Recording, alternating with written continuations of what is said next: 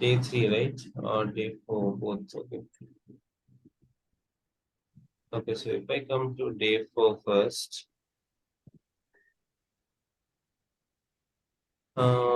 which question you are stuck in?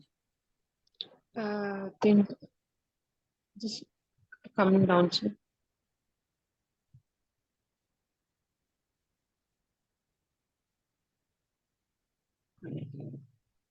This When one too. this one? Yes, sir. Okay, the alpha plus English to the alpha one. Now, this is a simple question only, right? It's just a for loop and in operator like list two, right? Where is list two? List two, this is list two, right? Yes, sir. This is a question print list two with the help of for loop and in operator, right? So, uh, this is quite straightforward. So, you have this is the list two, and you just have to iterate on it for element in list two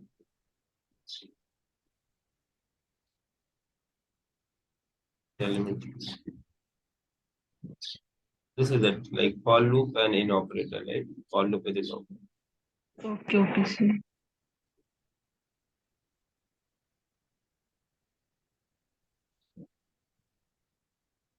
Okay, which one? This pop in that you didn't thought us. Pop. Pop, right? Yes, sir. Yeah, actually, towards the end of the session, I think someone told me about this pop. Okay, we'll discuss about pop now, and I think the rest of them are you're able to do rest of the questions. Yes, sir. And even 14 duplicate values from the list. Uh, okay,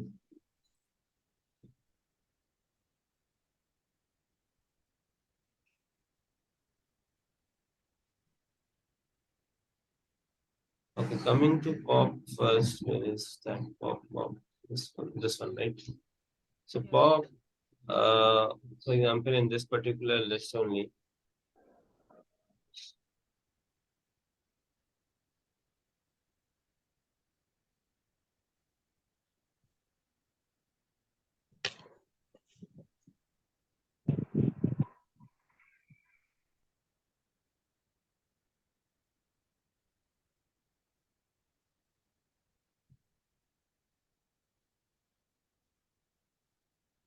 I need to print, and if I use this list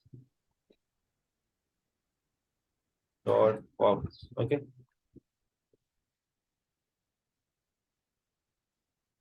print this.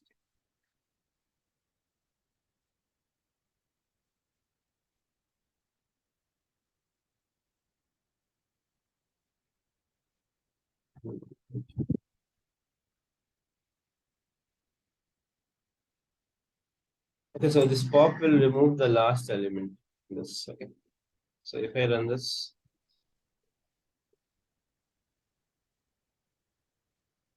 sorry, list two dot pop now. So after pop, we have to print the list.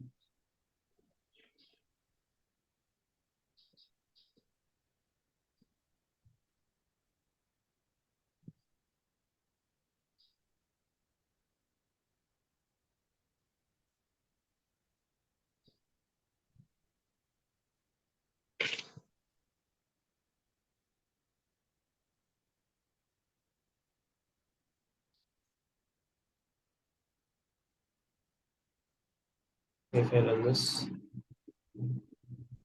last element got removed. Okay, this is one use. Second use is if you want to delete a particular element. Let's say I want to delete 43. You give that element also directly the element, and you can let's swap index out of range. Sorry, this one, you have to give index there. If you don't give any index value, then the last element will be removed. If you give some index value, for example, 43 index value is 1, right? So if you give 1, then 43 will be removed. Okay. Clear guys to everyone? Use of pop. Yes, sir. If you don't give any value, the last element will be removed. But if you give the index, then that particular element at that index will be removed. Pop. Okay. Okay. So this question is then which one? It's fine. So write a program that takes one list of integers and prints only the duplicate values from the list. Okay, then you guys will only tell me the answer for this.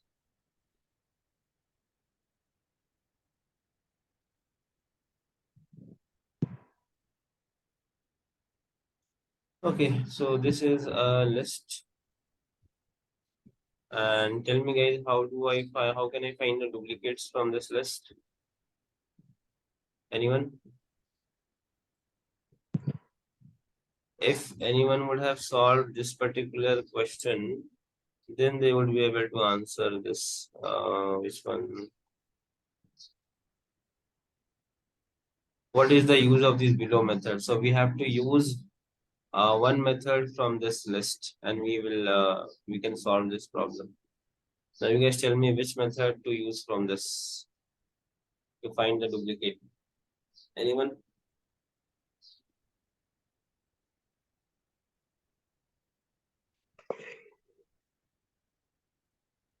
Count. That's it. Count, right? So what count will do? Count the number, how many times it is present in the list. Correct. So let me uncomment this. So we are iterating over this list using this for loop. Okay. And we will use this count method, this uh, list name dot count and the element name. Correct. So if it is duplicate, then what will be the value of this list dot count of element? If it is duplicate, what will be the value? What condition can we give?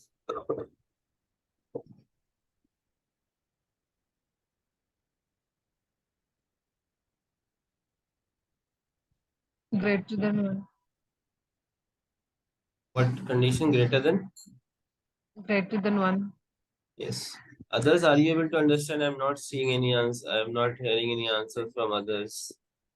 Is this clear what she is telling, guys? Are you able to understand? We are trying to solve this question. Uh, Write a program to find the duplicate. We have to find the duplicate from this list. Which elements are duplicate? Okay. So then we can say, okay, friend, this element is duplicate.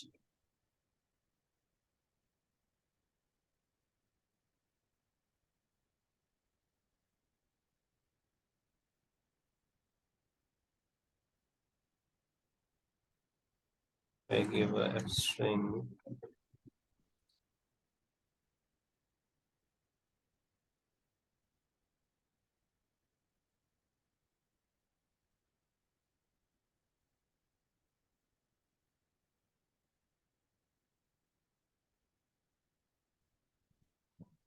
Is this clear, guys? Anyone having any doubt in this?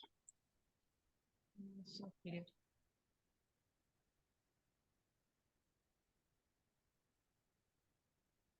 Element 1 is duplicate, element 1 is duplicate, element Shastra is duplicate. Is this the correct output? No. Yes or no, guys? No. It has displayed two times, sir. Yeah, why It Shastri is, also it is coming the up? correct output is correct only, right? But we are having it is repeating the statement twice, correct? That is the only part. Output is correct. 1 and Shastra is duplicate here in this list. Yes. Right or wrong?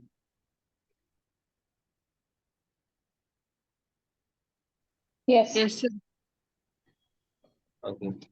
Now, how can we remove the duplicates? How can I, uh, avoid printing twice the same element? Anyone who wants to suggest any solution for this? So these kind of small problems that you will face while doing your program. So you have to, use think how we can, fix this kind of issues. Any solution coming to your mind, guys? Anyone?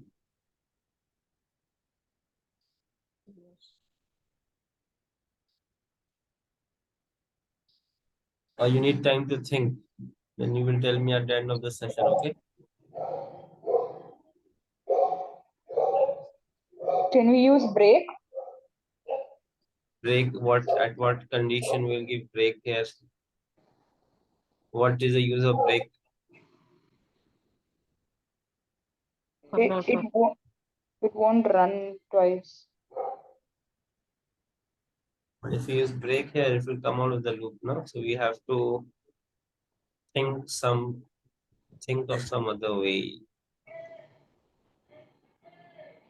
Let's say I declare another list, okay? I am calling it a list of duplicates. Okay. And I am, what is this? What does this represent? A empty this one? Square bracket? List. An empty list. Okay.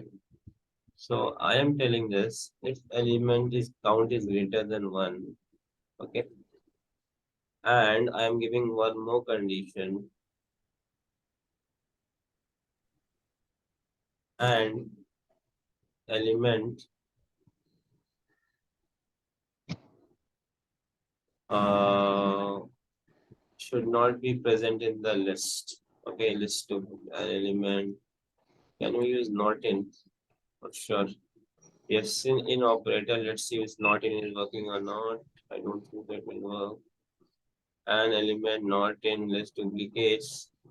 Then we will just try to add that element in this. Dot. What is the message to add append? Element. Okay, guys, and then we will print the list of duplicate with that list.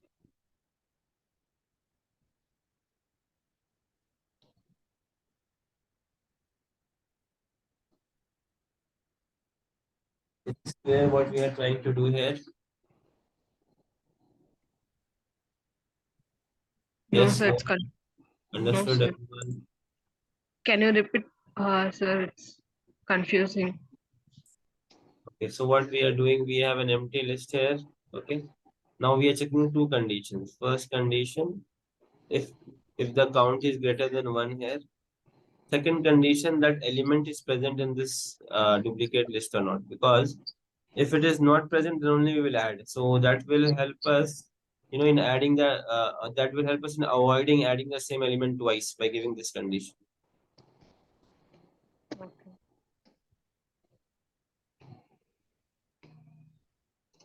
For example, if you take one, okay.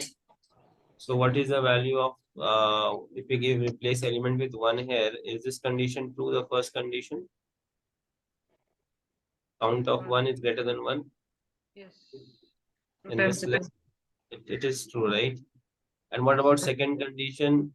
Is it present in list of duplicates? No. No. So this will add it. Okay.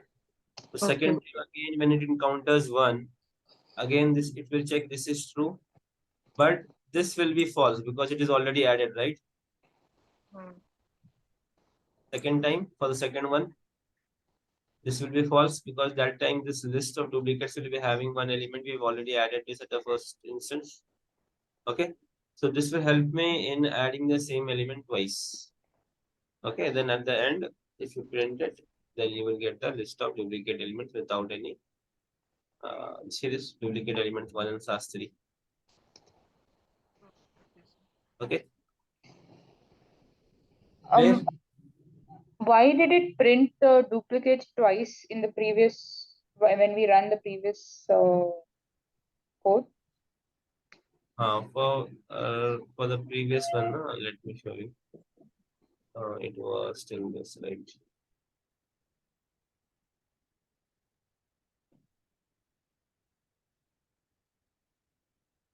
So previously we were doing this.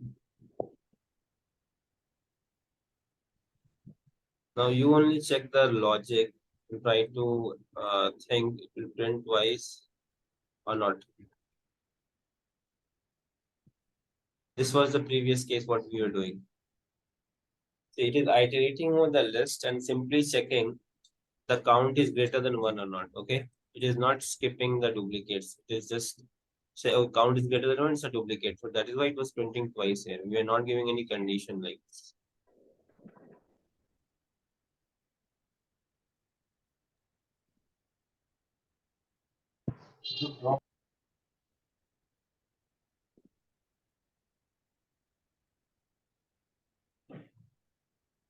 The code should be self-explanatory. Let me know if you are not able to understand the code. Okay. I hope it is clear, guys. This will automatically print duplicates because we are just checking the one greater than one count is greater than one. Okay, so true, it is printing it. 43, no, it is not printing it. Shastri, yes. Again one, again yes. So that is why it is printing twice. Okay. To avoid that situation, what we are doing, we are creating another empty list and we are checking whether that empty list is already having that element. If not, then only add it. For example, this one was added first. Again, when it will come to one, it will check this not in is false, so it will not add it again. Okay. So we can have this, duplicate element.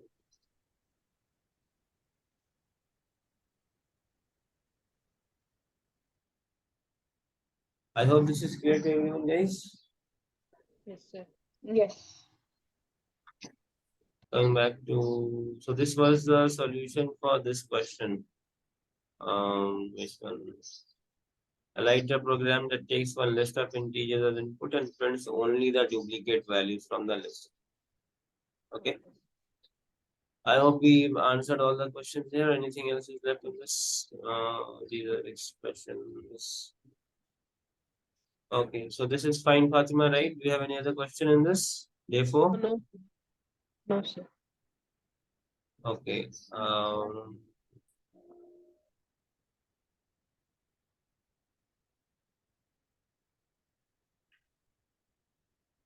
In this question, I told you, number 5, write one line of code, but you have written more than one line. See, these two you have written to sort the list in descending order. Can't we do this in the same line, one line, in this with sort method? I didn't got, sir, that you said sort of reverse equals to false. False, you said to write, but I didn't Yes. got. That's why I have written like that. There's nothing to, I just need to use this keyword. That's it. Reverse equals to true, and it will sort in descending order. That's it. It's already in, if you write sort, it will automatically will be in ascending order, right, sir? So what is the default order? Is it ascending or descending? So whatever is the default order, it will just, It will be in ascending. print the reverse. So one dot short. Right.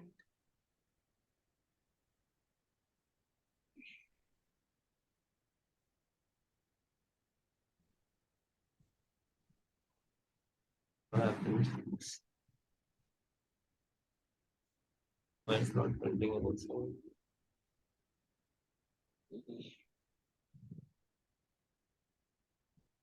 Okay, one dot short, and then we have to print one, right? Not returning anything. That's why we are getting none. So we have to print this.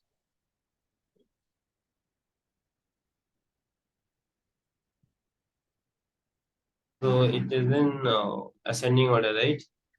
Yes. Default order. Ascending. Question was to put it in descending order. So if we just use this reverse equals to true, this will reverse the order. Okay. Okay, sir. Okay, sir. Fine. So this day 4 is done. For day 3, you have any doubt? No, sir. First question is First question. What are the questions we are stuck with? Fine. So first question: write a program that will multiply each number the user gives until the user gets the user knows it's not relevant. So how do you solve this kind of problem, guys? Anyone else have tried this? First question.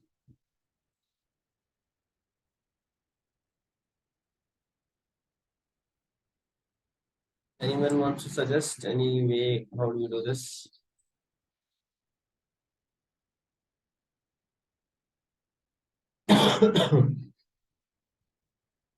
So how many times you have to give input, guys? Is it mentioned in the question? How many inputs will give? no multiple and Sorry?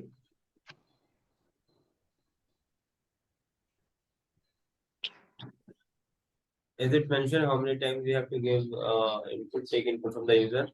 Is that predefined, prefixed, any values for that? no, sir. How many times? Please tell me then. What?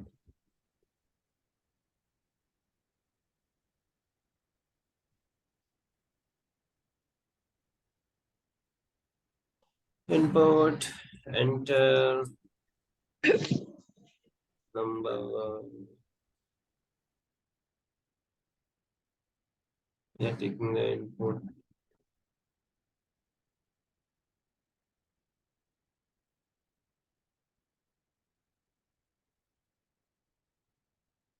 Let's take the variable result.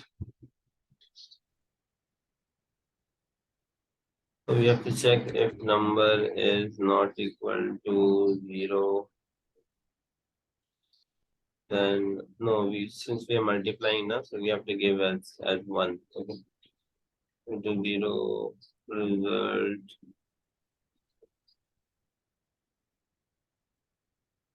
equals to result into n. Right? Else what we have to give, guys, if the number is, or we can give, if number equals to 0, then we have to stop it, right? Yes, sir. So what do we need to mention here?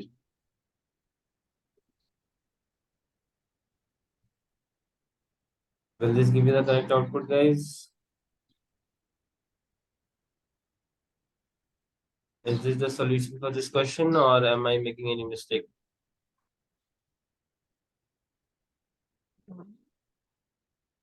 Yes, no, right, wrong.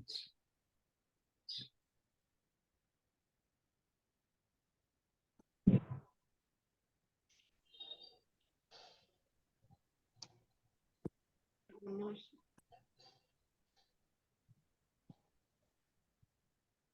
What, guys, nothing? Let me run this. Enter number, I'm giving 12. 12. Is that what the question is asking? Write a program multiply. Huh? Please be a bit louder. You're not audible, guys.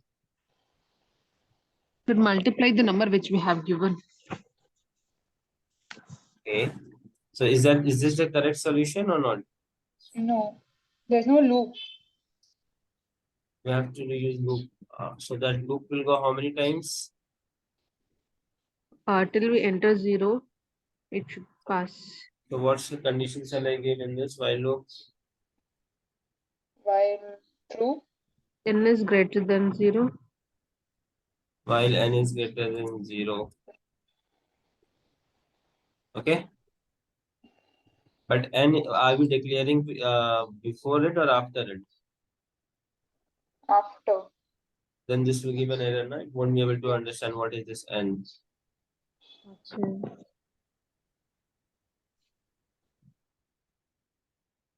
Then what shall we do? Which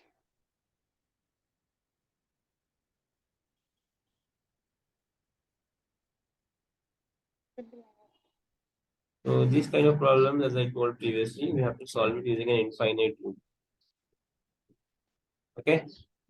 So if I run this now, enter number 2, again enter number 3, but we are not converting this to integer, that is why we are getting error. Okay, so convert this to an integer.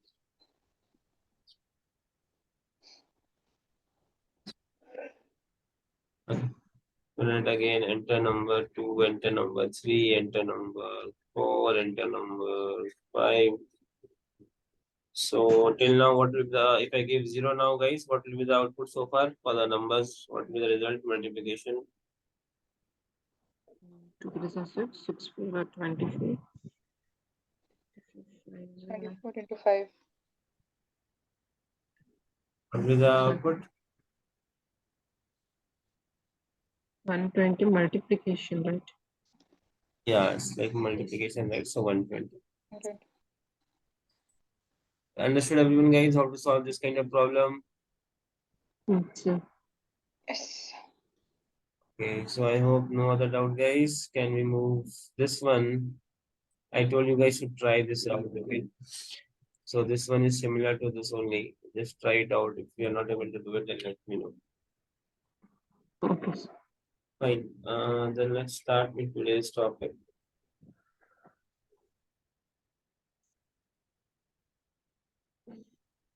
So last day, which data type we covered, guys? We covered about list, I think, right? So today we are going to talk about tuples. Okay. So tuples are immutable, whereas list was mutable. What is the difference between mutable and immutable, guys?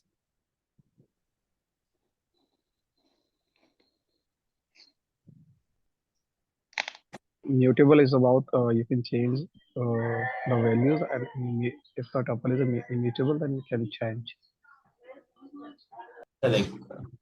Mutable, like suppose, and mutable, like we can, after creating a list, we can add or remove, or we can update, change the value of, replace an existing value. These kind of operations are allowed in list. So that is why it's immutable. Okay. But tuples are immutable. Once you declare it, that's the final one. That's why it is immutable.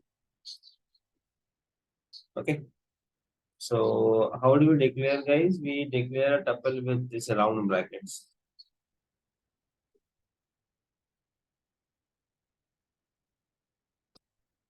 Okay, if we see the type of this,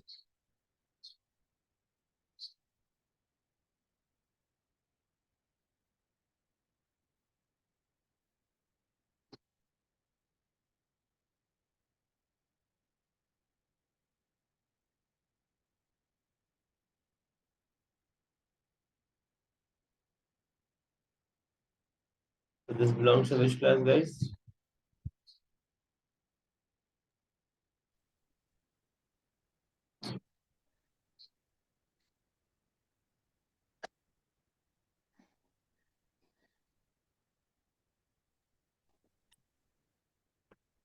So this is belongs to class tuple. Okay. Similarly, if we can have multiple elements in this tuple.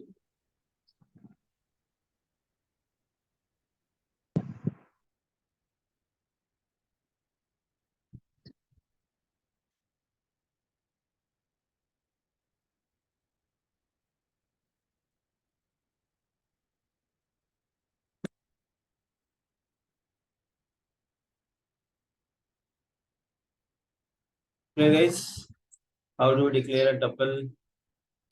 Any doubt anyone in this? No,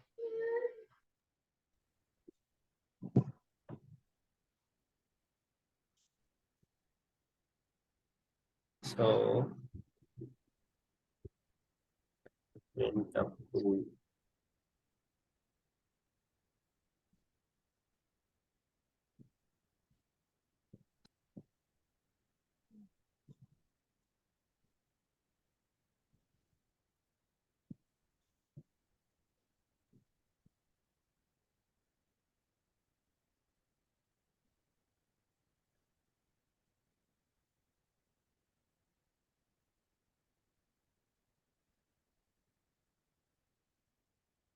So even if you see this parenthesis is not mandatory for tuple. Okay. So here you see I have not given any parenthesis. Still it is taking it as a tuple. How do we know it's a tuple? Because we have this parenthesis in the output, right? In case of list, we get square brackets like this. In case of tuple, we get round bracket like this. Clear, everyone? Sir. You Yes. cannot add or remove elements just like we did for list. So if I try to do this, uh, append, there is no such method for tuples. Append. Okay, it will tell me there is no such method if I run this. Has no attribute append. Okay, and if I try to override any value, and for accessing it, guys, the way we access list, we can access it same way. Okay, for example, W2. I want to access the 0th index. Okay, index remains same, just like what we have indexing for list, same is for tuples. Okay, I'm printing the first element, it's giving me this one. And if what if I want to print the 7 last element, guys? How we do it in list? Negative Minus index, -1. you give a -1.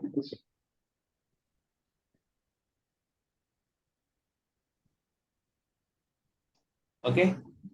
Let's suppose we give some bigger value which is not present. So we'll get the same error, index error, tuple index out of range.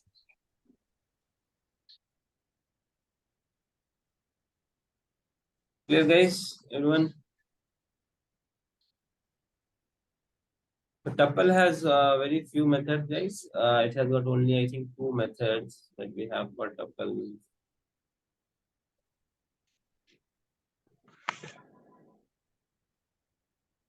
So we have 2 methods, count and index. Okay. You already know the use of count, guys. Count is just for counting. So tuple has only 2 methods.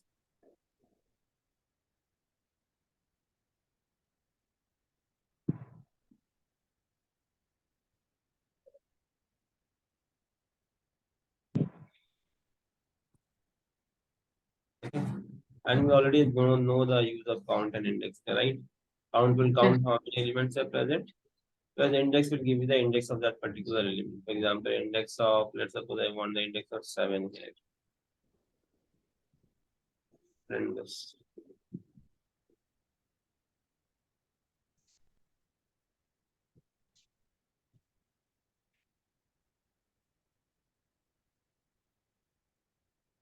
The index is 5. Clear, guys? Anyone having any doubts so far? Is this clear? Yes, no? Yes. So we can have, just like list, guys, we can have nested tuples as well. For example, in this tuple 1, let me create another tuple. Okay. So here I want to, which index? This is 0, 1, 2, 3, third index. Okay, if I print 3 here,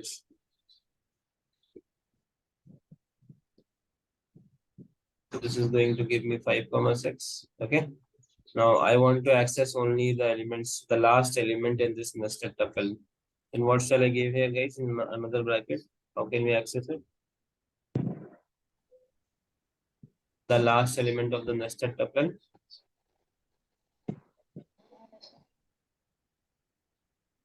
How can we access it? -1. Yes, -1.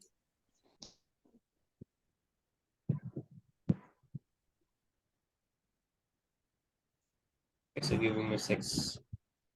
Clear. So we can have a nested list as well. Like we have tuple and we have nested list.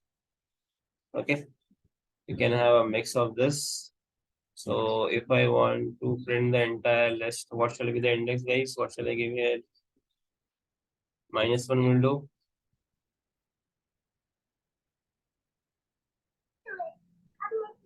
7, 8, 9. Okay. Clear, guys, so far? Yes, sir. So can we give string in this? Yes, we can have string values just like what we had in this. Any values, any data type we can have. Okay, okay, sir. Okay. Any data type we can have. So it gives me string. Okay. Now you guys tell me. I want to declare a tuple with only one element inside.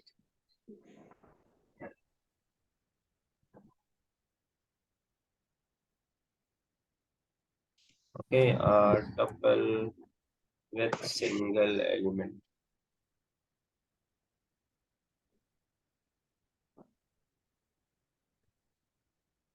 How can we declare, guys?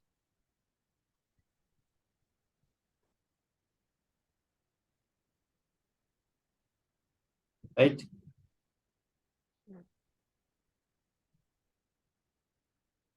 Or let's say we have only one number tuple. Is this clear, guys? So if I see the type of this, what will be the answer for this, guys? Last statement.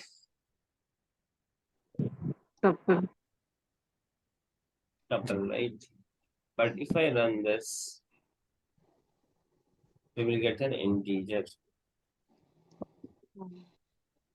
Can anyone guess why?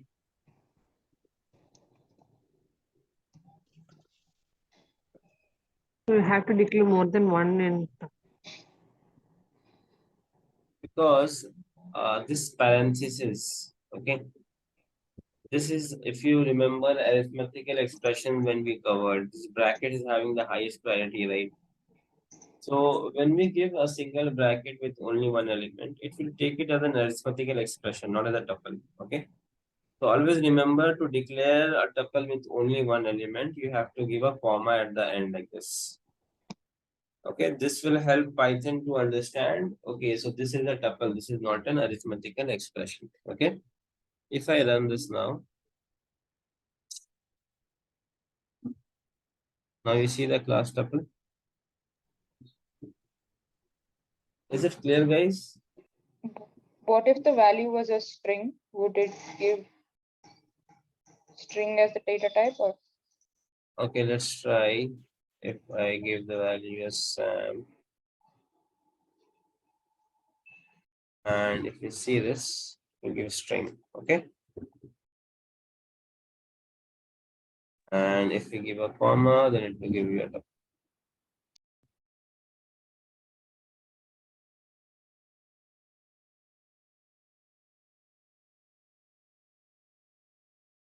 Clear?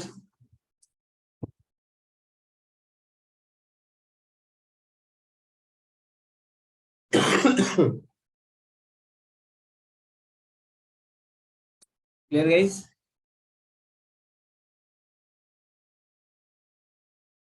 Yes, no.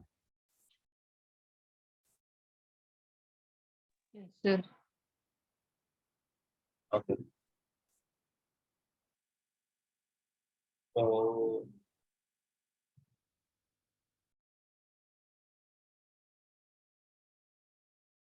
if so, right now I told you that tuple is immutable. That means if I have this tuple 1 and I want to change the first element, okay, and then I want to print this.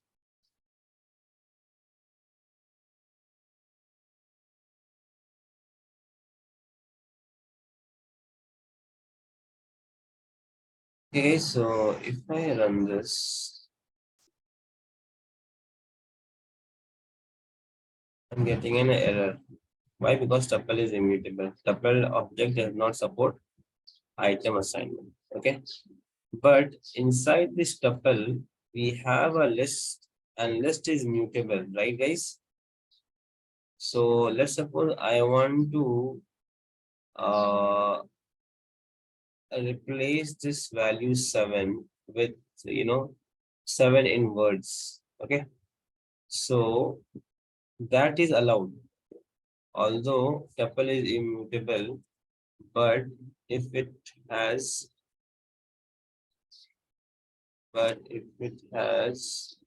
mutable element inside, we can change the value of that mutable element. Okay.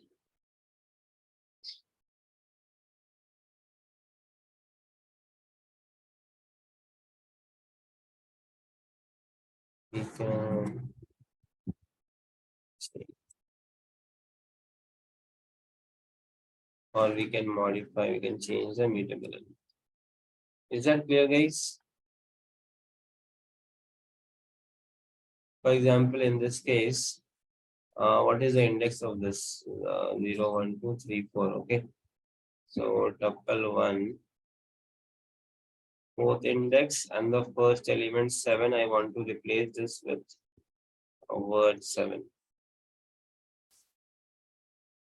Then I'm printing this. Okay.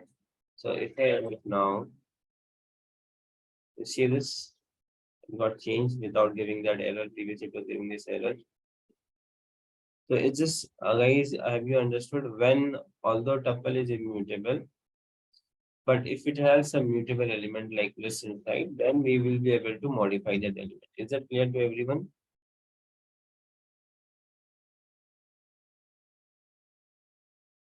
Anyone having any doubt in this? Any questions? Please feel free to ask.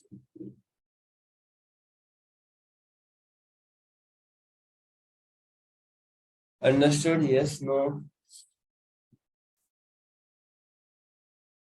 Yes, sir, understood. Understood. Guys, I would request you guys to be more interactive now, otherwise it is very, very monotonous. Only very few participants responding. I would like more participation from you guys. Okay. So this was done. That one, this is understood. Yeah, and like deleting, guys, we have that, we can delete the entire tuple with this del command. Okay, this will delete your element using del. What else do we have in tuples?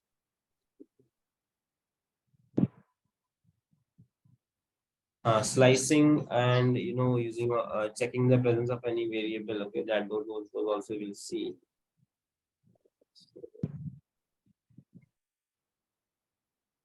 If I want to check whether an element is present in this tuple or not, so we can make use of that in operator. Okay. For example, I want to check this one is present in one in this tuple list one. I print this. This one is not defined. Where is this? Not list one, but tup one.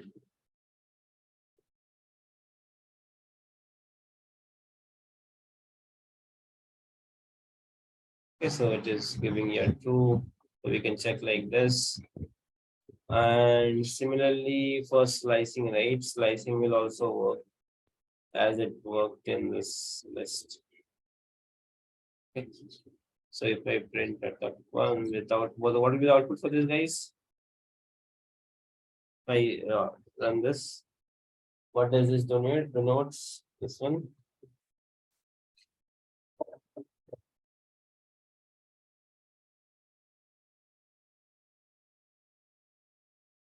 Anyone? As it is. It will print as it is. The entire list will print. Yes, sir. Okay, so if I run this, okay, and if I give a -1 here, then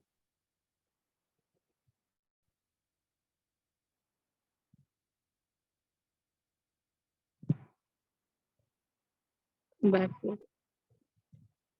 reverse the list, right? Yes, sir.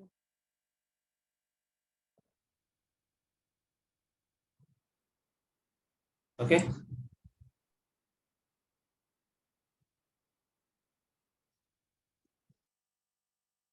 Clear, guys? So this is reversing, and some inbuilt methods are there, like let's suppose in tab 2, I want to find the max. ये ज्यादा है थोड़ा कम करना ये ज्यादा है।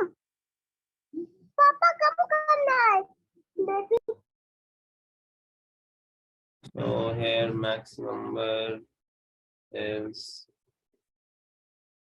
max of this tab 2.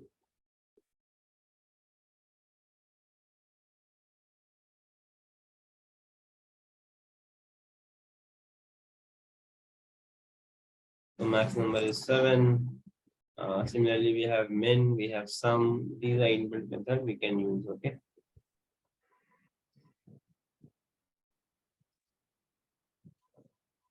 Sum is 20. Sorry, maximum is sum is 2.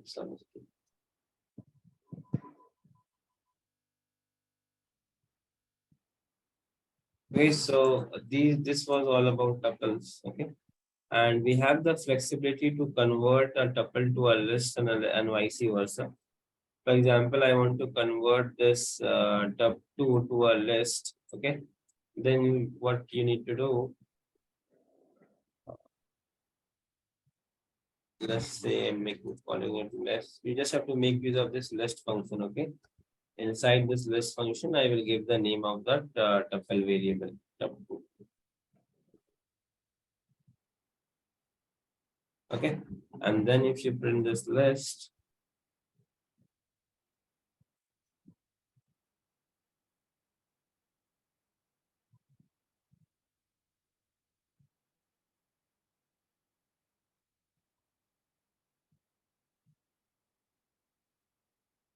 so if I run this, so after converting to list, you see the square bracket, guys. Hmm. The square bracket denotes list. Right, wrong, agree, yes, no. Yes, sir.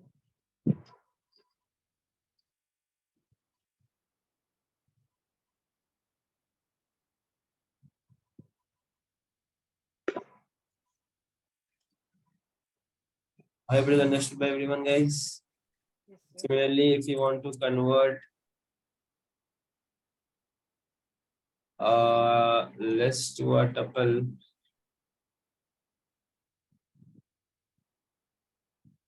we have this tuple method. Okay, so let's call it tuple from list. We'll just make use of this tuple and I will give the list variable. Okay, and then I will print.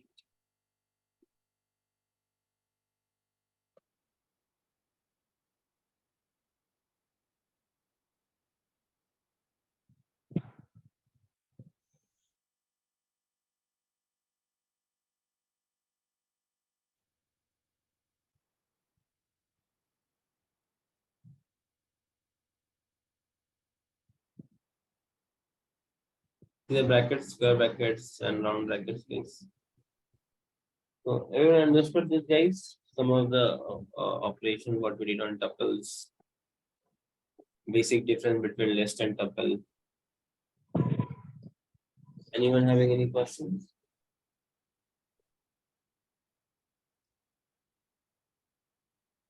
No, sir. Okay.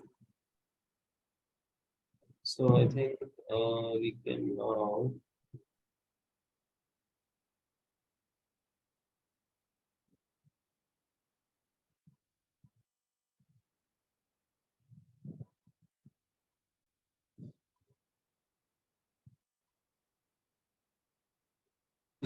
see like about how do we iterate over a tuple, and then we can like move on to the next topic. Okay. So we have a tuple here, which is the tuple tup1, right? Yeah, tuple. So just like how we do it in this for the index in a range of length of this tuple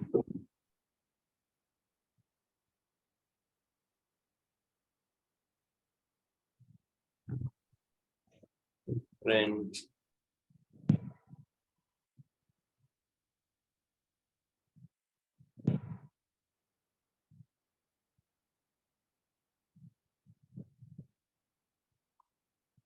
using a for loop. You can do it like this. These are the elements. You can also do other ways. No? You like the ways like whatever we have in list. You can take for element in top one, print the elements.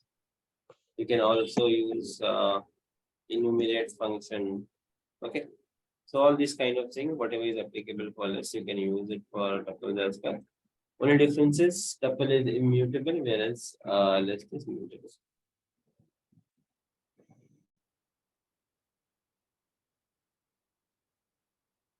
Okay, guys, I hope this is clear to everyone. Yeah. So now, so we have seen list, we have seen tuples. Let's just cover tuple. We have covered today.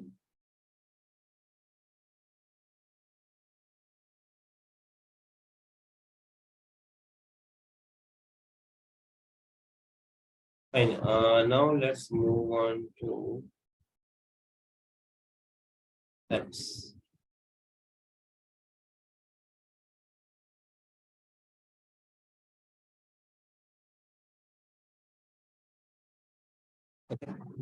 So sets. One of the this thing is sets cannot store duplicate values. Okay.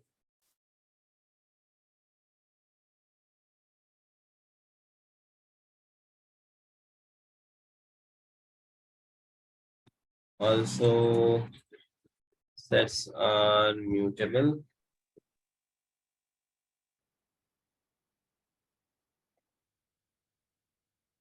There is one more property that I will show you. But how do we declare a set, guys? Let's say we have a set one. We use flower brackets for set. Okay. 1, comma 2, comma 3, comma 4, comma 5, comma 1, comma 2. And I am let's change some values 22 equal to, let's give some string values as well. Now I want to print this.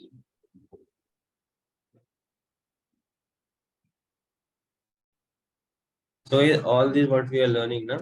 So when you will have some problem to solve, so that time you have to understand like which data type to use, whether to use set for this, whether to use list for this, whether to use tuple for this. Okay, so that you have to understand. So if you know what is the properties of what and what can we do with this, so we will be will be easier for us to make a decision which one to use. Okay, so let's run this. Okay, so if you see this, guys, there are a few interesting things to observe here. Can you see any difference between the input and the output? Sure.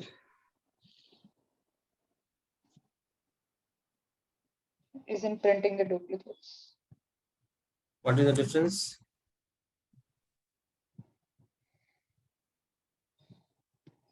Are we getting all the elements first? Whatever we have declared in the input.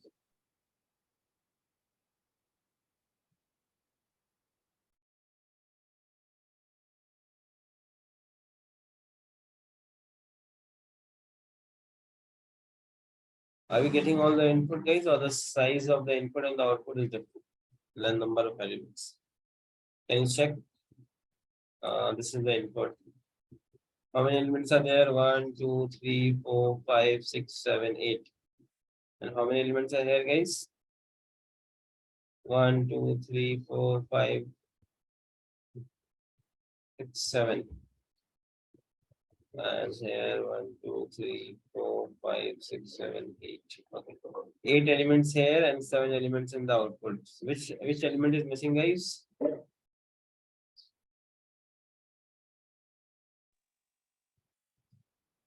Repeated element. Which element is missing? One. 1 is missing, right? Okay, so if 1 is missing, so that means the first property that we told, it cannot have duplicate values. That is true, it cannot have duplicate values, right?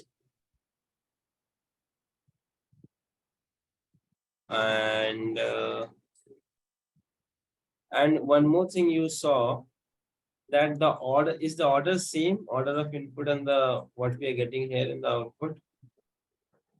No. No, okay. So that is why sets are unordered. That means your insertion order not maintained here. Okay, it might get changed while storing the values. Okay, whereas list and tuples were ordered.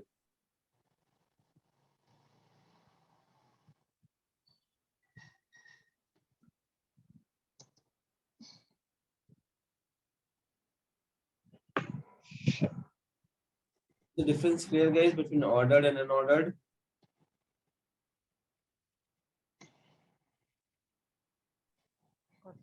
Yes, no. Yes, sir. Okay. So So does that mean we can't sort in a set?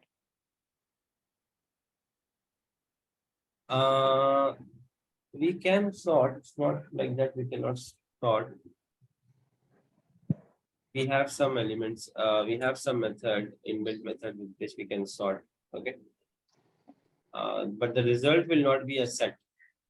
The result will be something else. That we will come to that. Okay. Now there can be a use case like this. There is a list of and you can convert, you can convert a list also to a set. For example, let's say we have a list 1 comma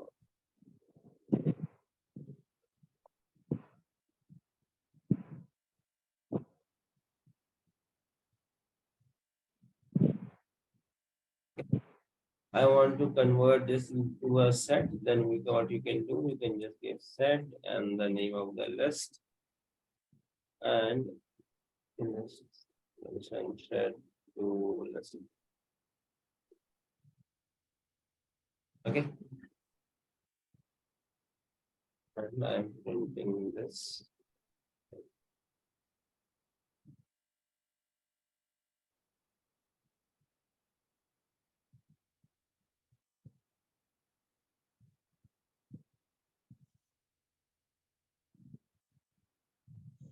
So you see this, guys. Now you see this curly braces, flower braces here. So it's converted this set to list. So when you have a scenario, let's suppose we have thousands of record in a list. And you have to remove the duplicates, just like we saw in one of the assignment question, right? We have to remove the duplicates.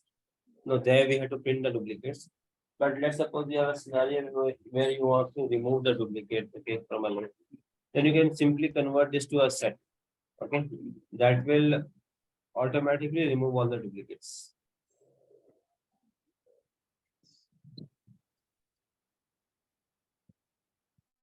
Is that clear, guys? This one scenario.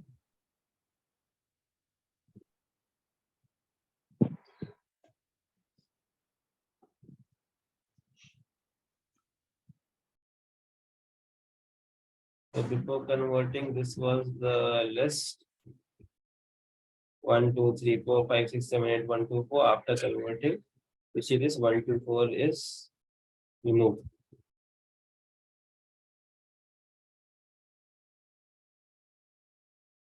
It's clear, guys? Everyone?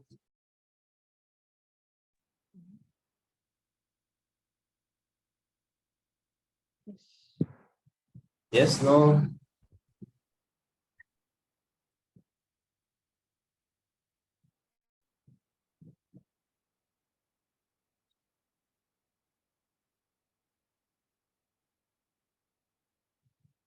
Can I move to the next topic, guys?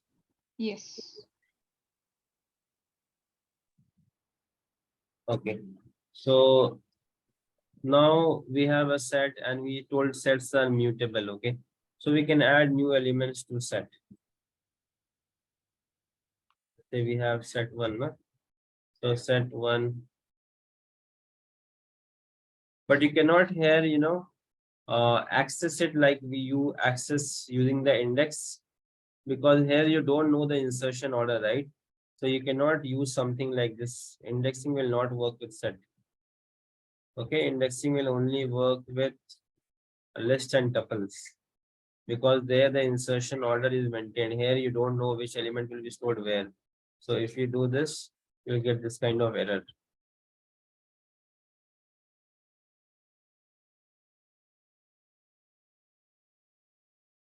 Okay. Now let's suppose I want to add some adding elements to a set.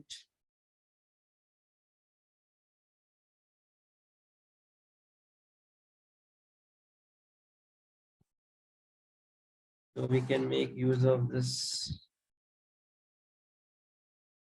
add method and we can add an element. Let's suppose I want to add 999. Okay, and then I want to print this.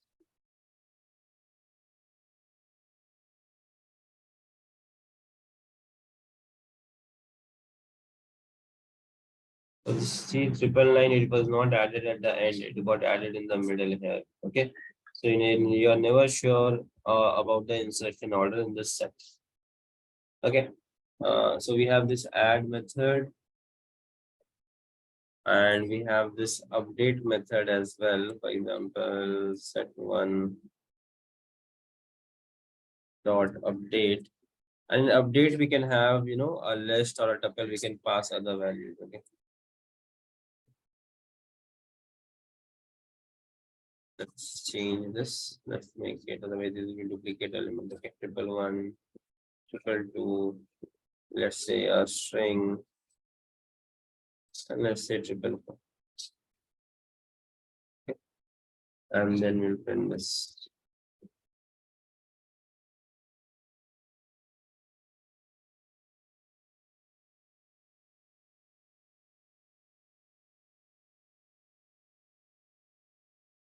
See, so it added those, it added this just as a single. So we have a single set only, not a nested kind of thing we have. So this is what added. Okay, guys.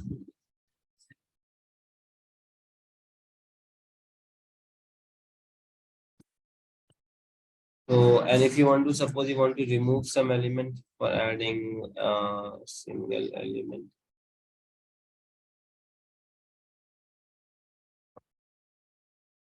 Adding a list or tuple or other collections, we can use this update method. Okay. For removing elements,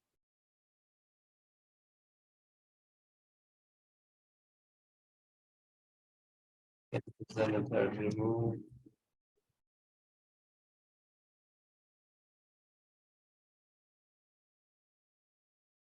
Suppose I want to remove 4444. Okay, and then I want to fill this.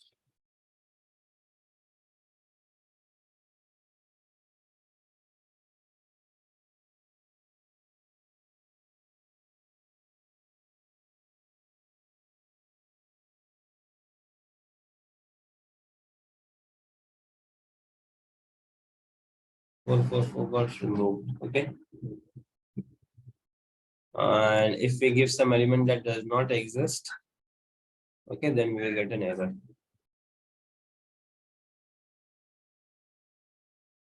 This key does not exist. Okay. So that is why we have another method called discard. Okay. So if we use discard,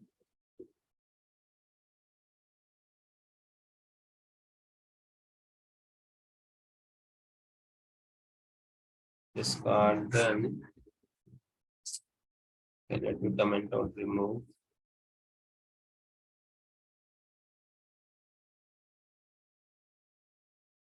So even if the element does not exist, this discard will not, throw any error. Okay. So this is the difference between your remove and discard. And then you can use pop as well here.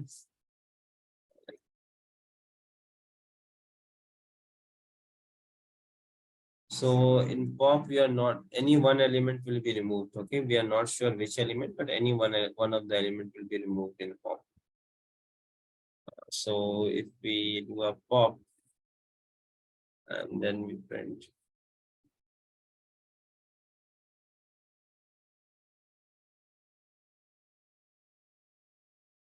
Okay, so in this pop, which element got removed?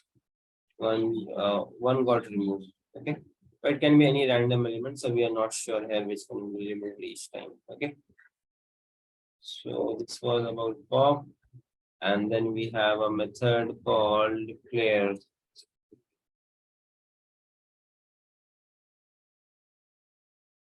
The clear is going to remove all the elements from the set. It's an empty set now.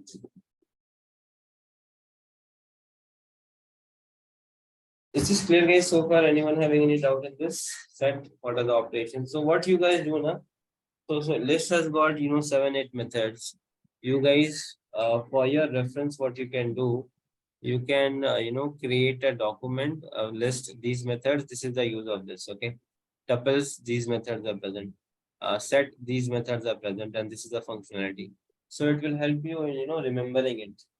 Okay, when to use what, if you have some problems to solve, which one you can use.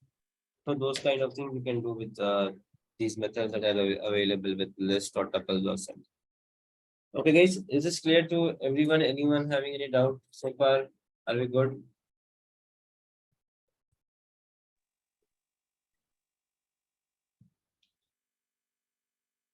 Yes, no, agree.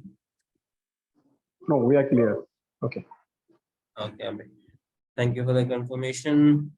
Now, one important property of set is set can only have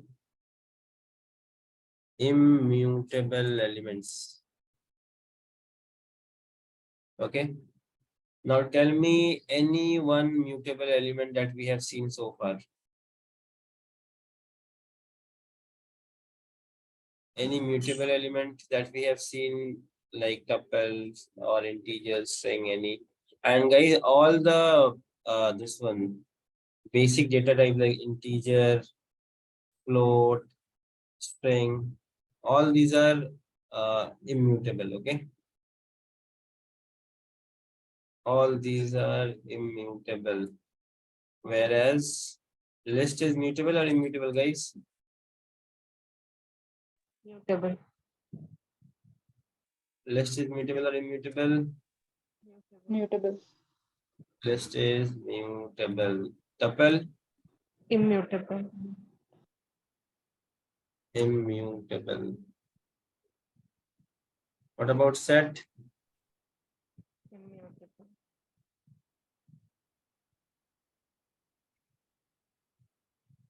Mutable or immutable? Yes.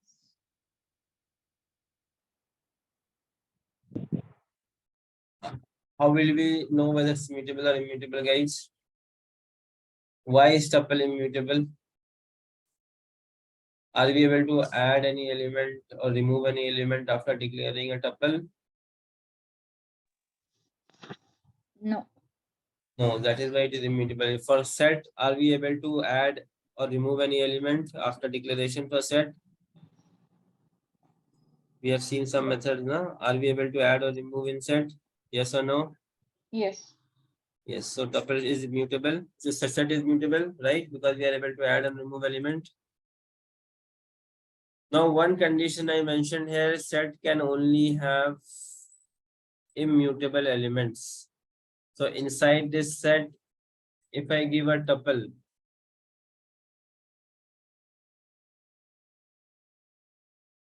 So tuple is mutable or immutable?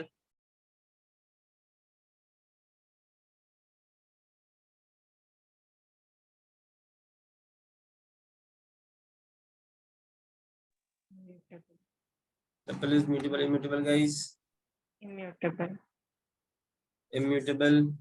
So this is fine, right? You should not give me any error because sets can only have immutable elements. So I've given an immutable element. So if I print this, it's going to work perfectly fine. Okay. What if I give a mutable element like a list inside this?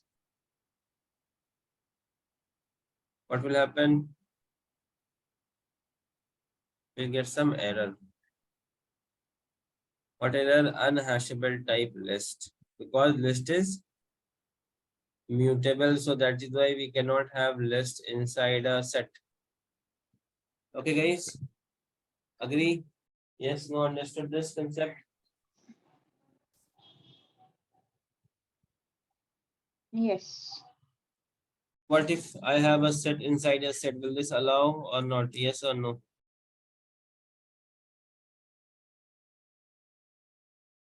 A set inside a set, a nested set. Will this work?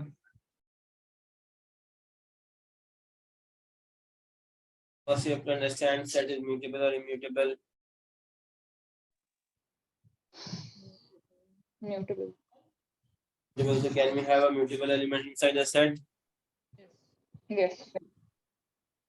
Is it? I have mentioned in the first channel set can only have Oh. since this is mutable, we cannot have it inside a set. Okay, if you run it.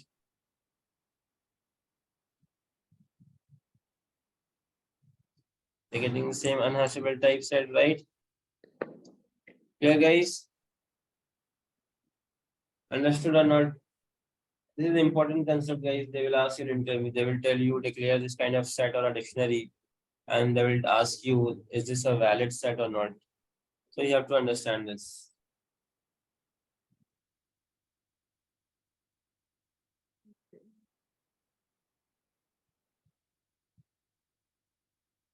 Understood, guys, everyone? Yes, no?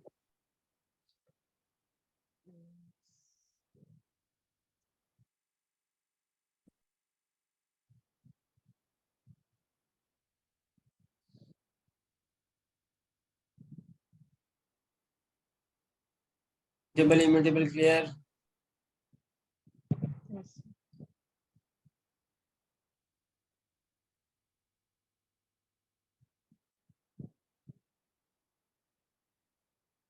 Okay, no replies. So I'm taking it as yes, everyone understood it. Okay, so let's see some of the operations that we can do with set. Let's say we have two sets A and B. Sir, in But set, so just a minute. In set, within set, it won't display output. what is your question, Fatima? Can you come again? In set equal, you have written in set, inside set you have set at 3 and 4. Why it's throwing an Because this is a general rule, na? Set can only have immutable elements. So this set is mutable or immutable? since set is mutable, right? Yes, so it can only have immutable elements, na? So that is why we cannot have this set inside a set.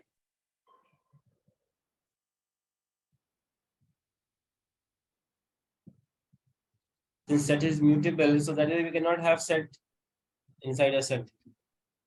Okay, sir. Okay. Okay, sir. We can assume same reason why we cannot have a list because list is mutable, so we cannot have a mutable element inside a set. Okay.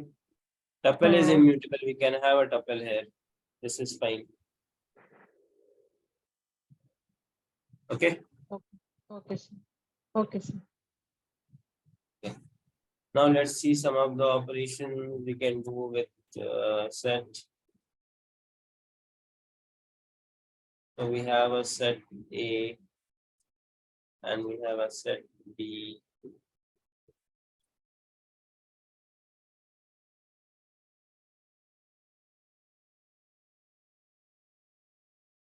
Now we can perform the basic operations that we do with set, like union, intersection, example A union B,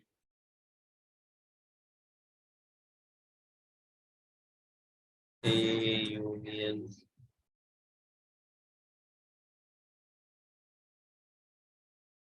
and then print A.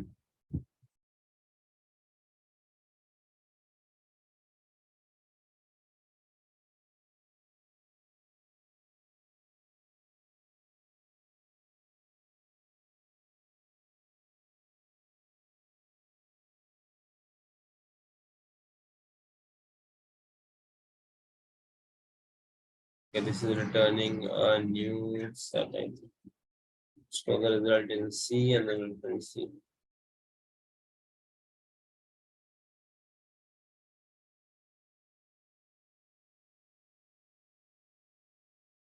We have this union operation.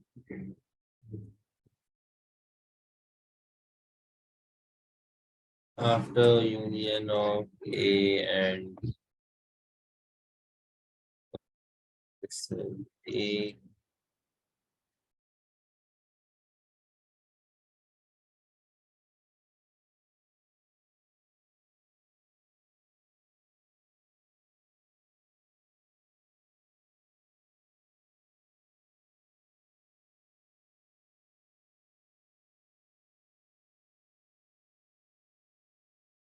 and this. Guys, we have this union. We also have intersection.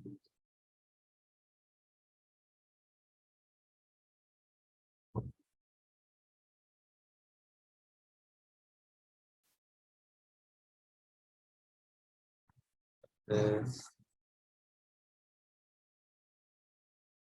intersection B.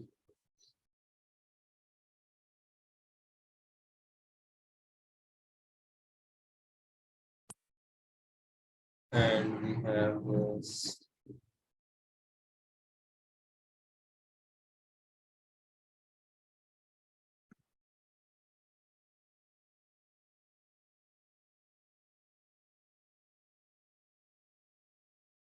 difference. Can do A dot. So there are a lot of methods, guys. I'm showing you the important ones. Okay.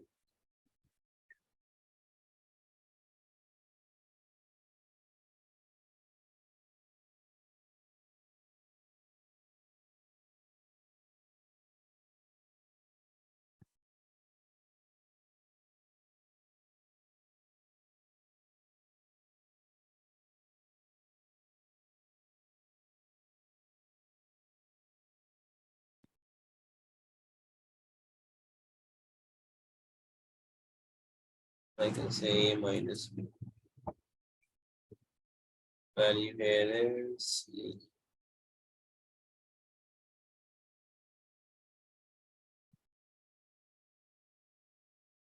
Okay, so if I run this,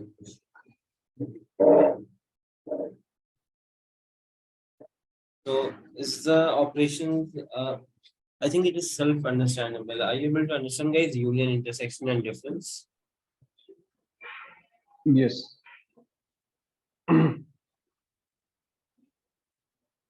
Similarly, to check whether an element is present in the set or not, you can just, just make use of this in or not in operator. Okay. Let's say I want to check 4 is an A. I can just write them like this. It's true, 4 is in A. And if I do a not in, or not in A, that will give me a true or false. False. Okay, so this was about set. Now we are going to see an interesting thing about dictionaries. Okay. Any questions on sets? Anyone? Is it clear to everyone? Anyone having any doubt on this?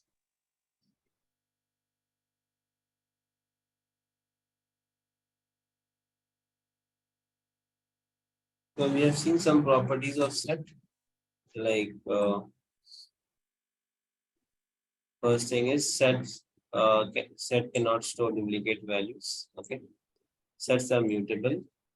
Sets can only have immutable elements, and sets are unordered. Okay, these four properties we have seen. Okay, we should keep this in mind. Fine. Now coming to dictionaries. So if you want to declare an empty set, guys, okay, only one last. I want to declare an empty set.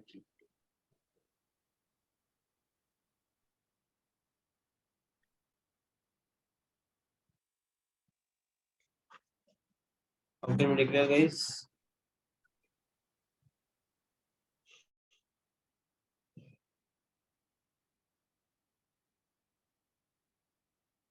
So this way it's not having any element, okay?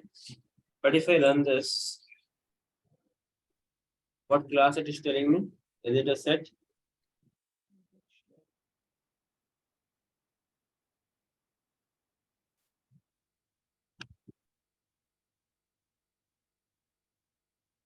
Is it this? What is the output, guys? Can you read it out, please? Dictionary.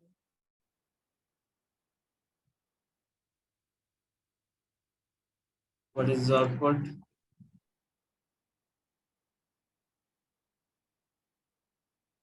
Class DICT, okay? But if I see the type of this set one,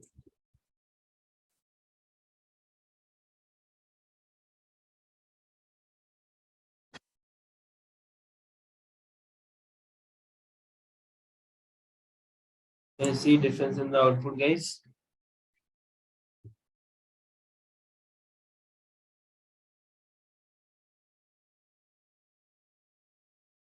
Yes, no. Yes, sir.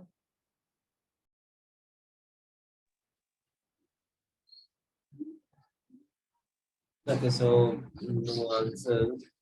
So see, when we don't declare anything inside curly braces, so a dictionary also we declare in flower bracket, okay?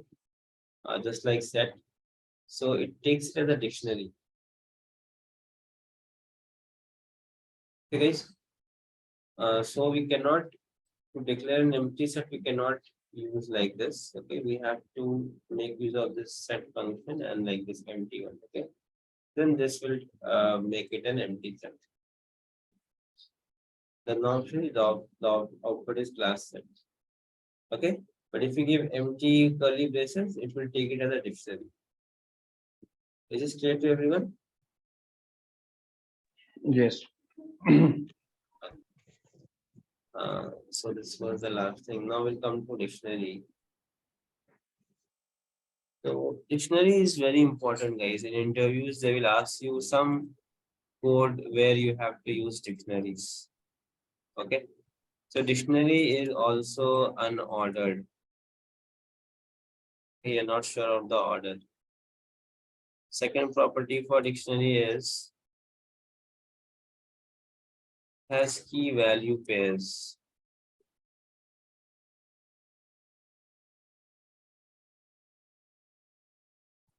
Keys can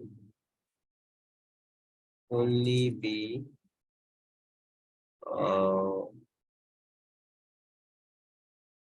only have elements which are immutable.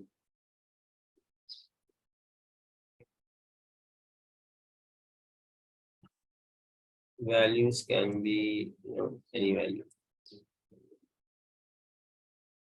So empty dictionary as we saw there. How do we declare an empty dictionary? We just give it like this, okay? But if you want to declare a full-fledged of dictionary, so this is the key and this value is separated by a colon and this is the value. Key value pair. Guys, 2, comma.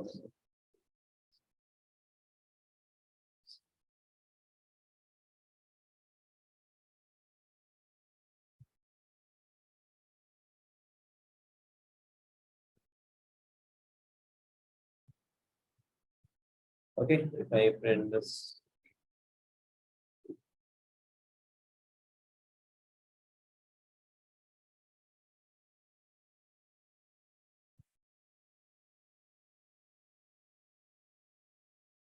I run this.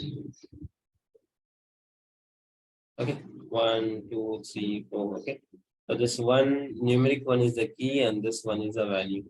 Numeric 2 is the key, and the string 2 is the value. Okay, but as I have mentioned, keys can only have elements which are immutable. That means if we give key as a list,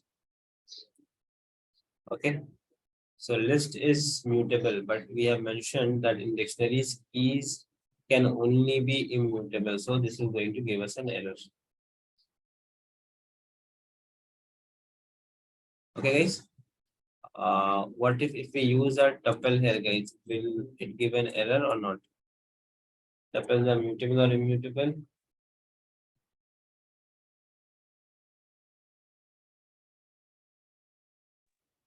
I think it will give error. Sorry, I think it will give error. why it will give error?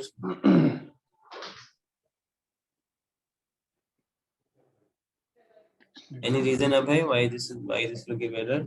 I'm thinking 1 second.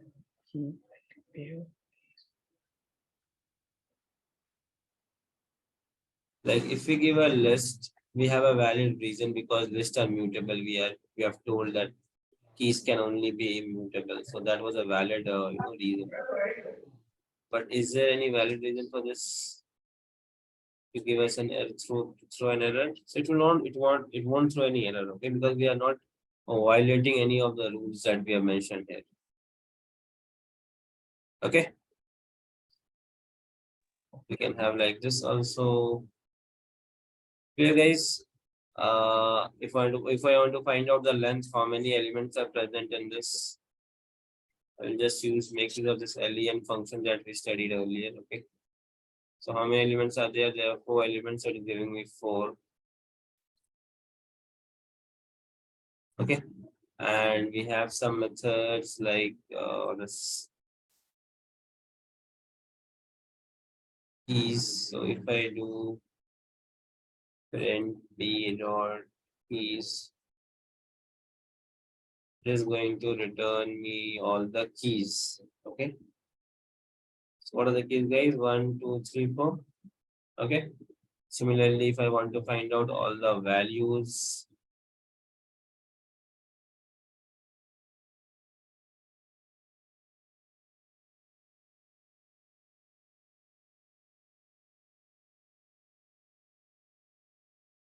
okay, so this is the key, this is the value.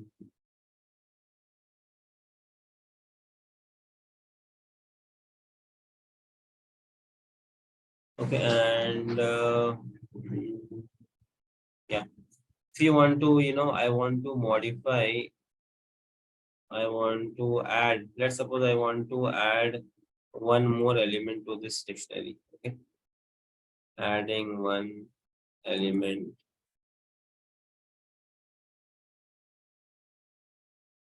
Adding one element in this dictionary. What we can do, guys, this is the name of the dictionary. Okay, and I have to give the key. Let's suppose this time I am giving the key as a string value, okay? And I'm giving value as a numeric value, okay? So I did this, and then I am going to print the dictionary after adding this, okay? So after the addition of one item. Item is nothing but a key value pair, okay? So if I run this, you see it got added at the end. 5 is the key and 5 is the value. This is the way we add, elements the next one. Okay. And to get a list of all the items,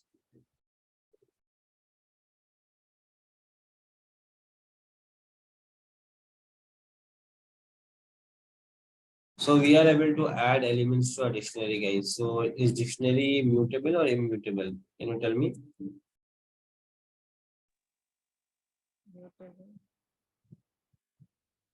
Dictionary mutable or immutable?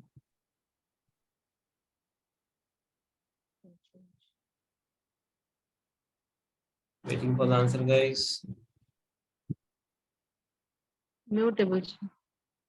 First, we are able to add, we are able to modify and delete. We'll see that.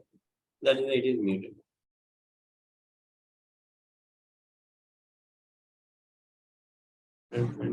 E dot items.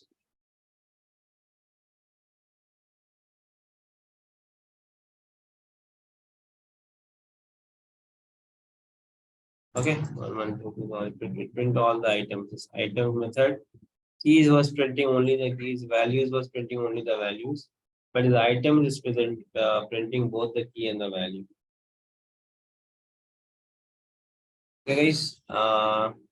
Let's suppose I want to system. I want to fetch the value for a given key. Okay. For example, let's suppose I want to fetch the value for this particular key 4. Okay. So there are two ways of doing it. Either you do the dictionary name and square bracket you give the key. Okay. Another way of doing the same is using get method. Okay. V dot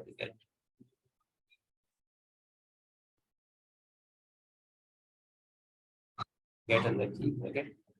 So in this way we can see same value to return. We can get a value for a particular key. Okay. And let's suppose you want to modify the value of an existing key. Modify the value of an existing key.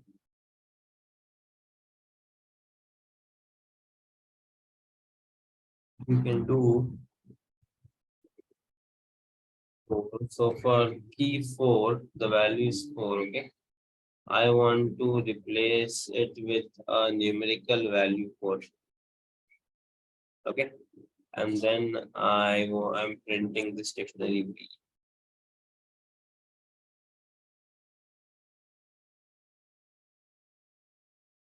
It replaced it. Now it's no longer 4, right? It's 4.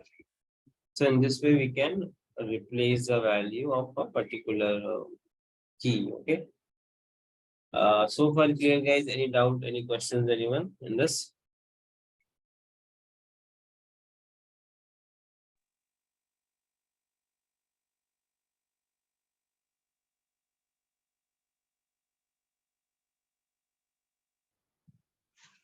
Any doubt, guys? Anyone? So for only a single for singles set we have to modify or we have to fetch. If we have suppose 2 or more sets, can we do in a single line?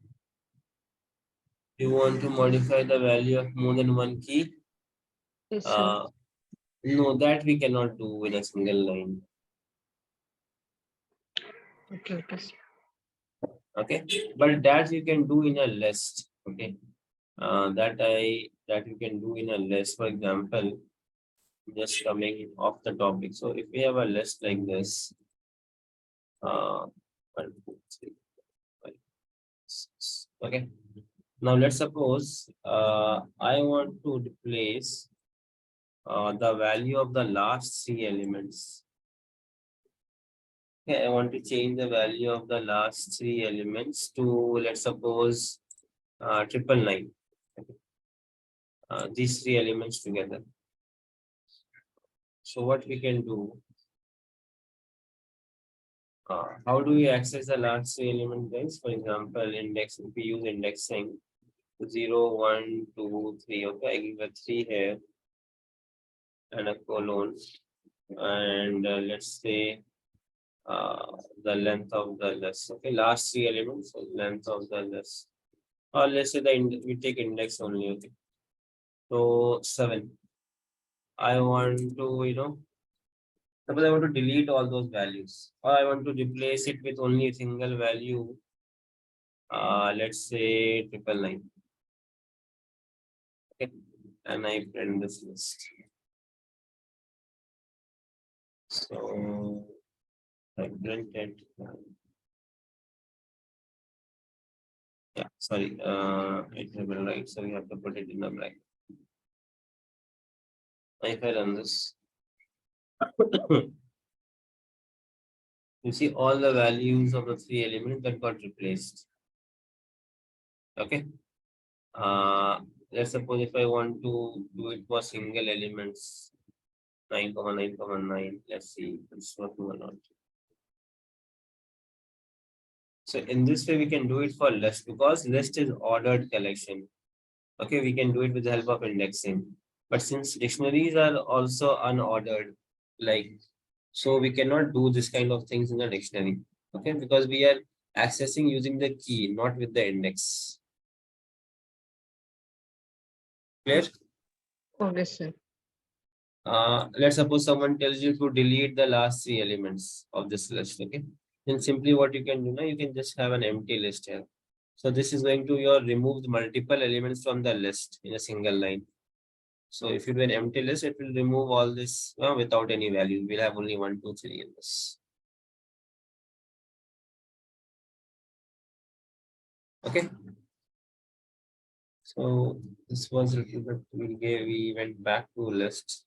I think I did not discuss about this. Right. So we coming back to dictionaries, guys. So modifying value of an existing key that we saw this to check whether any element is present or not. We can just use that in operator. Okay, for example, I want to check whether this 999 is in that dictionary B. Okay, so this is going to check whether 999 is one of the keys or not in the values. Okay, so if I run this, so it will give me a false. But if I give a valid key, for example, 1 is a valid key. Okay, we'll just check 1.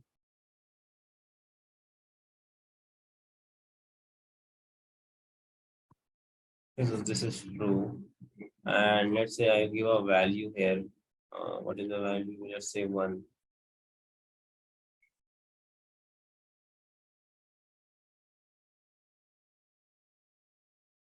So if I run this, it's false because it is only checking in the keys. Okay. So we can use the values method that we saw to check whether this is present in one of the values or not. Now it will give you a true. Okay, guys. So if you don't give any method, values or keys, it will only check whether this is a key or not. And it will give you true or false accordingly.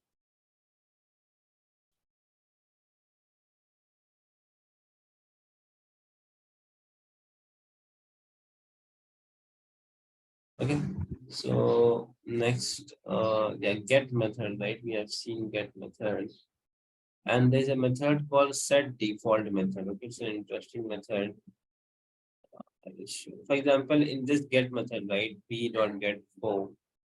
Let me copy this again and print it in the end. So if I do this get 4, or maybe I will do a get 1. Okay, this is going to give me 1 in words. Fine. Let's suppose I'm giving a key which does not exist. It is giving me a value none. It does not exist. Okay, this denotes none. There is no such element time to time. Okay, so similar to get, we have a method called set default. Set default. Okay. For example, here we saw that this key is not existing in our dictionary. Okay. Now, if I do this with this,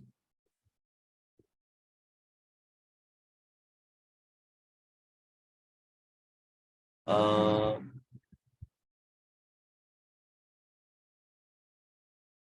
if I do this and I pass one more set default, if I do a set default here,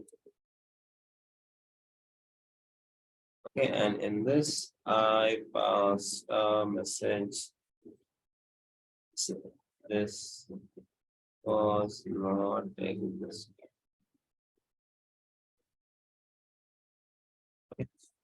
And then I print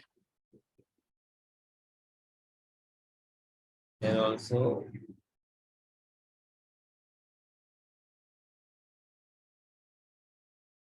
was set default. This was the dictionary.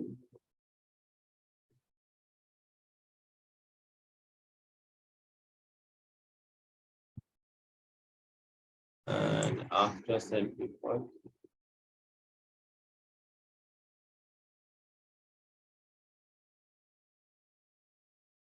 so in this, if you see, the strip 4 1 was not existing, we got a none here. And before set default, this was a dictionary. This was not existing. After set default, what is happening is we have added one more key and the value. Can you see the difference? So what is happening?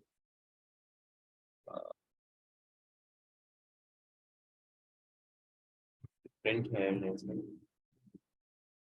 So what set default? What is the difference between get and set default? In set default, if this key is not present for once, then it is going to insert that key in the dictionary and this will be the value. That is what is happening here.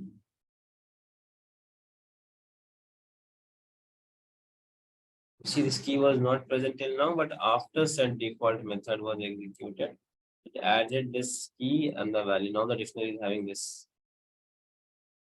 So is this clear, this set default one?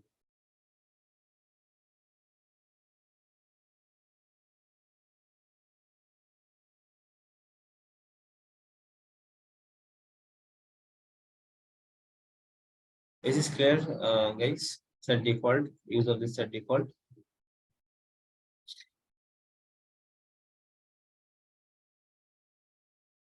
Yes, no. Yes, sir.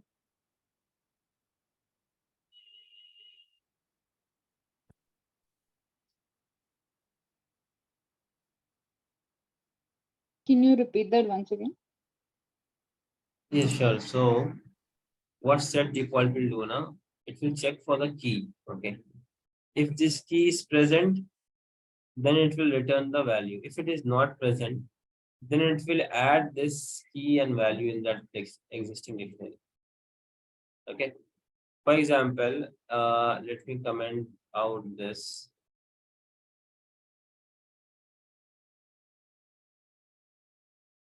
So I am doing a set default of a key which is already present. For example, one is already present, we all know. Okay. And if it is not present, then we will try to add it. Okay. So if we run this, so since this one was already present, okay, it just gave us this value. Print, if I print this, print p dot set default.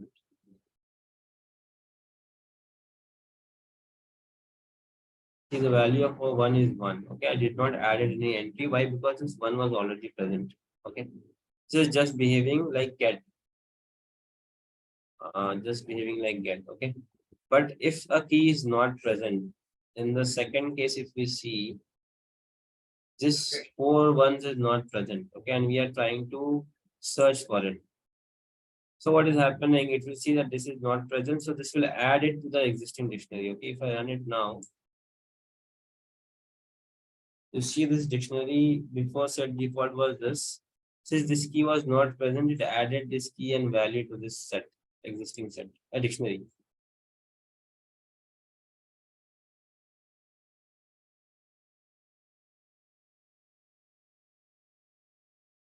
Here you see this one was present already in the previous output. So there was no change in the dictionary. But here this 4 1 was not present. So that is why it added it to the dictionary as a new entry. Clear? Any doubt in this? It's clear. Okay. Set default. This is important. The difference between get and set default. This is important. Okay. Uh, Next we have, so suppose we have 2 dictionaries. We already have one dictionary as B, right? Okay, we'll do it here only. Let's have another dictionary A, C, and in this we are having value 5.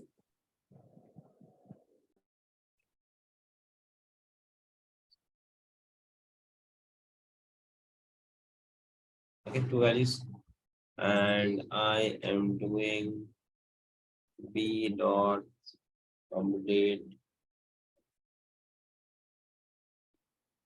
Okay, and I'm printing B.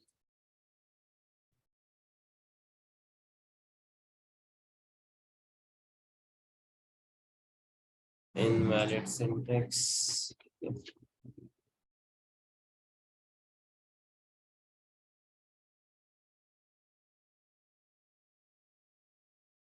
So if you see the value for B, in it 1, 2, 3, 4, and this 5 and 6. So both of them got concatenated into a single dictionary, right? 1, 2, 3, 4, 5, 6. And B, like the original one, we are doing a B dot update. See, that is updating the B dictionary. Okay. Now this B dictionary is having 6 items. Clear the use of update? Just adding 2 dictionaries.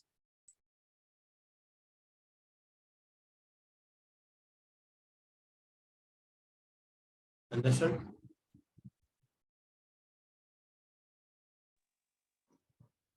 Yes.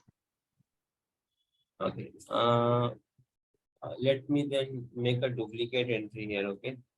So this key one key is present in B also, and one is present in C. This key is a duplicate key. Okay. And keys cannot be duplicated in dictionary. This is another important property. Okay. Keys can't be duplicated in. Okay. So we have 2 keys now. And let me run this.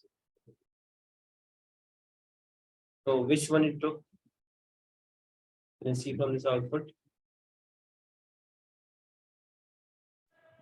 It took C. Okay. So whenever we have 2 dictionaries, each having the same key, then the one which is the second one that is inside this update method, that value will be taken. Okay.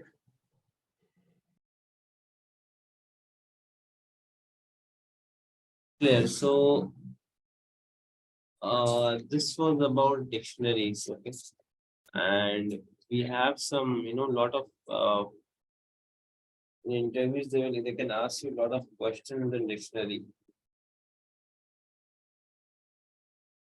Okay, for example, one of the questions I will just tell you, let's suppose, okay, before going to that, I think we have to learn about strings. We have to see strings in detail, okay, because strings we have to see in detail.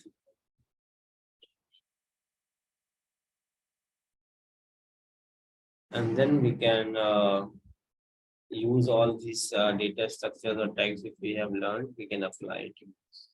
So we have covered tuples today, set I will talk the word dictionary. Okay. So this list tuple set dictionary and strings. Okay. If you are comfortable with these things, these are the core part of Python. Okay. List tuple set dictionary string. If you are good with this, then and you already know about how to loop over this, what are the different methods present, then you can say that you have learned 50 to 60% of this core Python. You can easily solve many problems with the help of these things, these three things. Okay. So before strings, I want to cover it maybe tomorrow. I have to cover about strings, not today. We have very few participants today. It's an important topic. I don't want to cover it tomorrow. So this was list and dictionary. Now,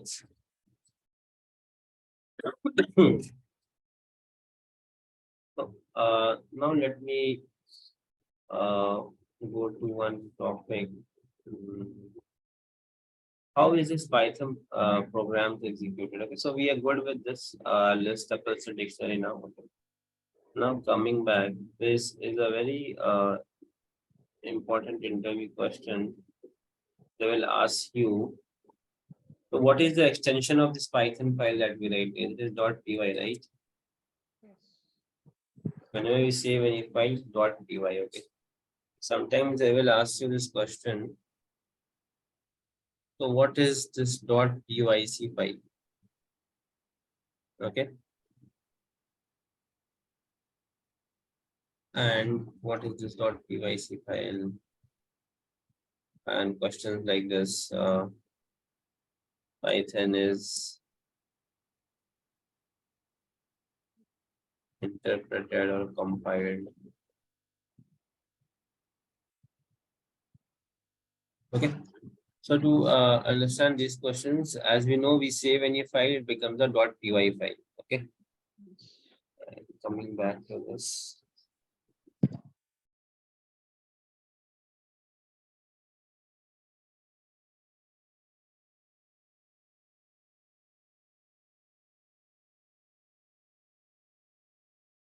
So in this, see what happens. We save our file.py file and run it, and we see the output. Okay. So by seeing this, we can say that okay, this is an interpreted language. We write the file, then an interpreter that converts it and runs it, and we see the output. Okay. But internally, what is happening? So when we install Python, okay, so that means you're installing a Python compiler with that.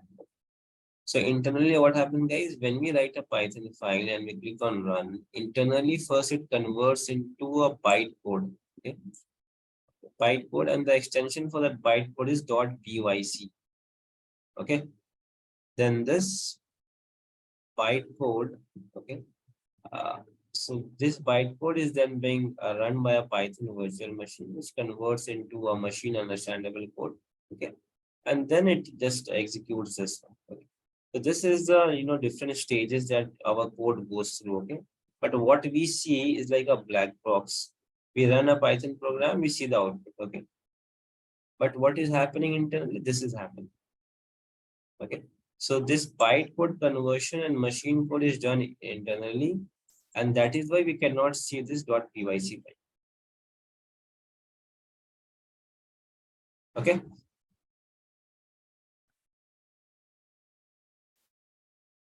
So far clear. Any questions?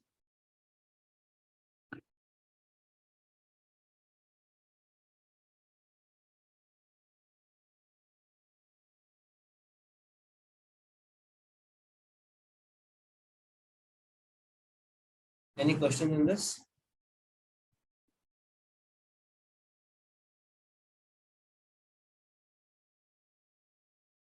So often we can say, if there's a question, yeah, Python is an interpreted language, but internally it does gets compiled. Okay, it gets compiled internally that we cannot see. Okay, so now what makes Python a platform independent? That is also an important question. What makes Python platform independent?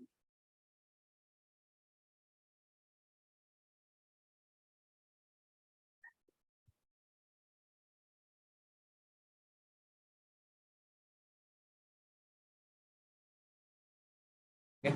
So this .pyc file, guys. So suppose I'm using a Windows machine, okay, and I compile it to a .pyc file. We can easily do it. We have this command. If you do this, then you can see the .pyc file. Okay, let's suppose I have this file where I'm saving the files for today's class. Let me go to that. For example, day 5. Okay, and I will just open command prompt and this, and let me run this.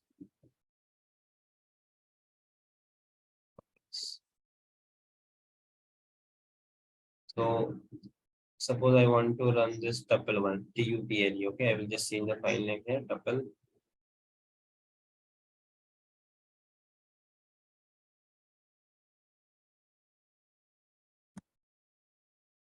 Okay, so now if I go back to this folder, so this one got created, and you see this particular file. Okay,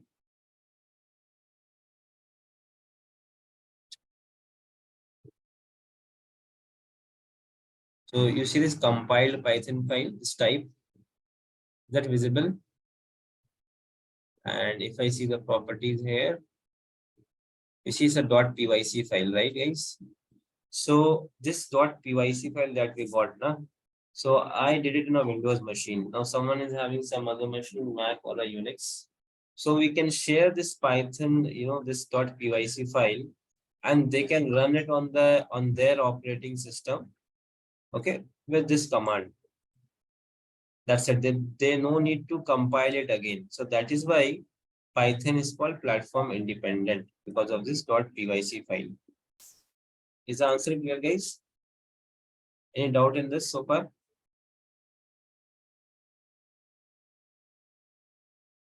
You can compile it once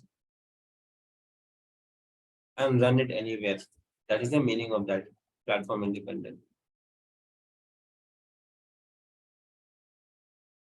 Compile it once and run it anywhere. Is this clear? Any doubt in this? Yes, no?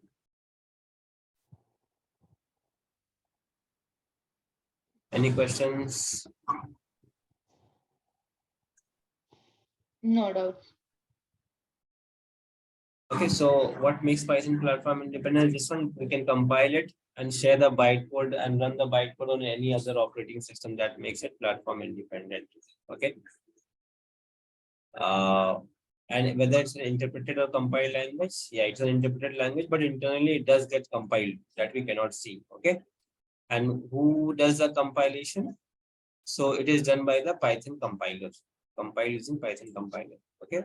When we install Python from the official website, that is the Python compiler that we're installing. Okay. And that Python compiler, they come bundled with this Python virtual machine also. It comes with it clubbed with this. And once it gets compiled, then the Python virtual machine is coming into picture, and it is changing this bytecode to the machine code. Okay. And this PVM, Python virtual machine, comes with an interpreter. So often, PVM is also called an interpreter.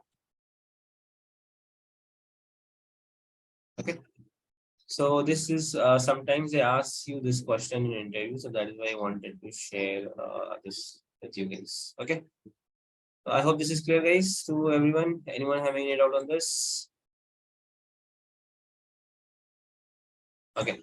So if no doubt, guys, then I think we can end the class early today because we have less participants.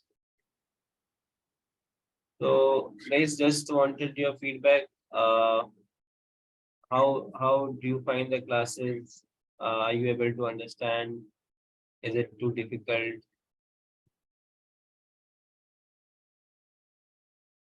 Is the pace all right?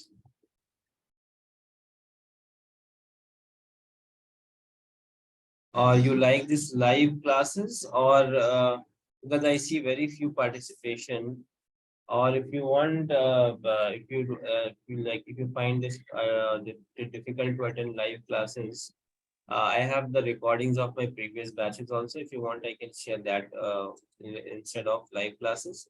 And then we can have, weekly only one class where you can ask your doubts and questions and I can answer. That way also we can do. What do you guys say? Okay, sir.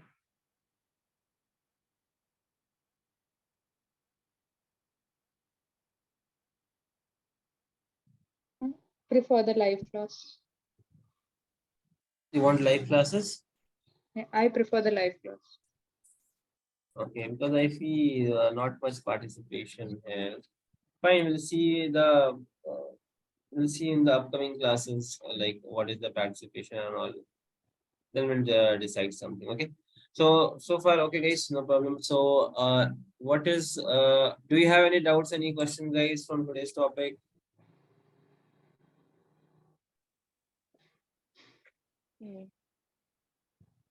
Tomorrow we'll see about strings. We'll see about some coding interview questions. I think we can see, and we'll see about functions and.